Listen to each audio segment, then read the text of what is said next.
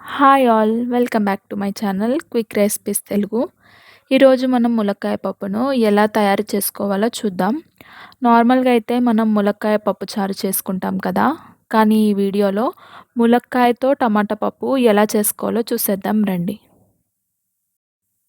ముందుగా ఒక కుక్కర్ తీసుకొని అందులోకి ఒక టీ గ్లాస్తో 1.5 గ్లాస్ వరకు కందిపప్పు వేసుకొని వాటర్తో క్లీన్గా 2-3 సార్లు శుభ్రంగా వాష్ చేసుకోవాలి. ఈ విధంగా వాష్ చేసుకున్న తర్వాత ఒక గ్లాస్ తీసుకొని, నేను ఈ గ్లాస్ తీసుకున్నాను. దీంతో 1.5 టీ గ్లాస్ కందిపప్పుకి 3 గ్లాసెస్ వరకు వాటర్ పోసుకోవాలి. ఇది పర్ఫెక్ట్ కొలతండి. వాటర్ సరిపోకపోవడం కానీ, పప్పు అడుగంటటం కానీ ఇలాంటివి ఏమీ ఉండవు. ఇప్పుడు ఇందులోకి 3 మీడియం సైజ్ టమాటాలని తీసుకొని ఈ విధంగా కట్ చేసుకొని వేసుకోవాలి.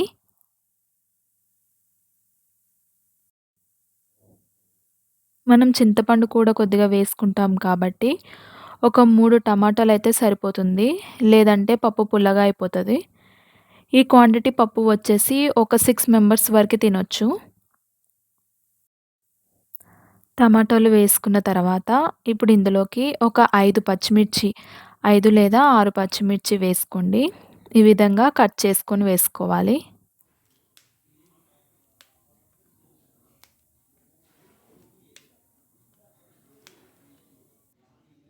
ఇప్పుడు ఇందులోకి 1/2 టేబుల్ స్పూన్ పసుపు, మనం ముందుగానే పచ్చిమిర్చి వేసుకున్నాం కాబట్టి 1 టేబుల్ స్పూన్ కారం సరిపోతుంది. 2 రెమ్మల కరివేపాకు వేసుకోవాలి. కరివేపాకు ఇలా పప్పులో వేసుకోవడం వల్ల ఆ ఫ్లేవర్ అండ్ టేస్ట్ చాలా బాగుంటుంది. మీరు కూడా ఒకసారి ట్రై చేయండి. కరివేపాకు వేసుకున్న తర్వాత ఇప్పుడు మూత పెట్టి స్టవ్ వెలిగించి స్టవ్ మీద పెట్టి ఒక 6-7 విజిల్స్ వచ్చేంత వరకు ఉడికించుకోవాలి. ఇప్పుడు ఒక గిన్నె తీసుకొని అందులో ఒక పెద్ద నిమ్మకాయ సైజ్ అంత చింతపండు తీసుకొని వాటర్ పోసి చింతపండు నానబెట్టుకుందాం. పప్పు ఉడికేలోపు ఈ చింతపండు నానిపోతుంది. 7 విజిల్స్ తర్వాత పప్పు ఈ విధంగా ఉడికిందండి. సో పప్పు ఆల్మోస్ట్ ఉడికిపోయింది. ఇప్పుడు పప్పును అంతటిని ఒకసారి మెదుపుకుందాం.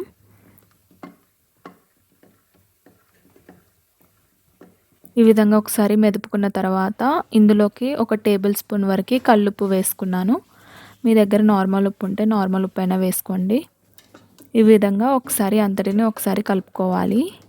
మనం ముందుగా నానబెట్టుకున్న చింతపండు వాటర్ని ఒకసారి వేసేసుకుందాం. ఇప్పుడు దీన్ని తాలింపు పెట్టేసుకోవడమే.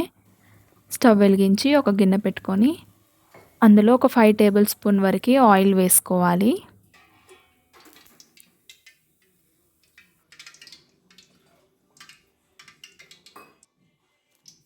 ఆయిల్ హీట్ అయిన తర్వాత ఇప్పుడు మనం ములక్కాయల్ని వేసేసుకుందాం. ఆయిల్లో ములక్కాయలు తొందరగానే ఫ్రై అయిపోతాయి. ములక్కాయలు ఎన్ని వేసుకోవాలో మీ ఇష్టం అండి. మీకు ఎక్కువగా ఉంటే ఇష్టమైతే ఎక్కువగా వేసుకోండి, లేదంటే కొన్నే వేసుకోండి. ఈ విధంగా ఆయిల్లో ఒకసారి ఫ్రై చేసుకోవాలి. మీడియం ఫ్లేమ్లో కలుపుతూ వేయించుకోవాలి, లేదంటే అడుగంటుతుంది.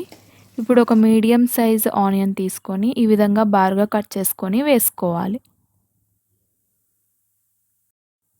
ఇప్పుడు ఒక 5 ఎండుమిర్చి వేసుకుందాం. లైట్ బ్రౌన్ కలర్లో వచ్చేంత వరకు మనము ఫ్రై చేసుకోవాలి మీడియం ఫ్లేమ్లో. ఇలా కలుపుతూ మధ్యలో మధ్యలో ఫ్రై చేసుకుంటూ ఉండాలి. ఒక 3 మినిట్స్ తర్వాత ఈ విధంగా మగ్గితే సరిపోతుందండి. సో లైట్ బ్రౌన్ కలర్లో వచ్చిన తర్వాత ఇందులోకి మనము ఒక 5 లేదా 6 వెల్లుల్లిపాయలు కచ్చపచ్చగా దంచుకొని వేసుకోవాలి.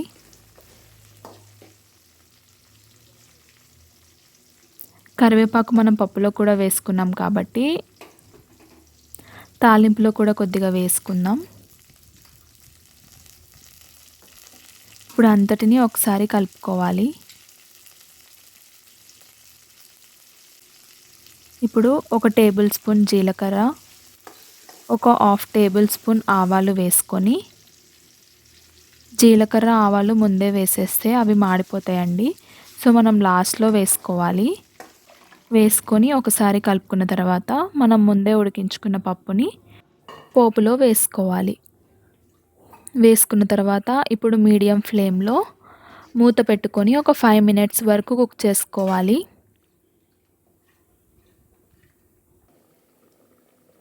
ఈ విధంగా కుక్ అయితే సరిపోతుందండి.